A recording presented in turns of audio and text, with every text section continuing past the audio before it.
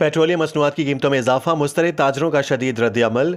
Karachi report Syed Abdul Qadeer Shah. All ताजरान Sindh इत्तेहाद के chairman Mohammad Kashif साबरानी ने petroleum मसनूआत की कीमतों में हालिया इजाफे को यकसर मुस्तरद करते हुए कहा कि पेट्रोल की कीमतों में 137 रुपये फ़ी लीटर और डीजल की कीमत में 186 रुपये फ़ी लीटर इजाफा अवाम और ताजर बरादरी पर जुल्म के मुतरादिफ है।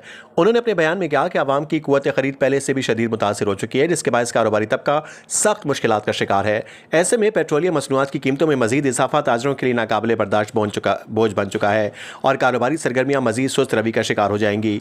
मोहम्मद काशिफ साबरानी का कहना था कि हुकूमत फौरी तौर पर इस फैसले पर नजरसानी करे, क्योंकि इसके असरात माशरे के हर तबके पर पड़ेंगे और महंगाई का एक नया तूफान बरपा होगा। उन्होंने कहा कि ताजिर बरादरी पहले ही माशी दबाव में है और इस तरह के इकदाम से हालात मजीद खराब होंगे। उन्होंने मजीद कहा कि पेट्रोल और डीजल की कीमतों में होशरबा इजाफा दर हकीकत अवाम को खुदकशी की तरफ धकेलने के मुतरादिफ है।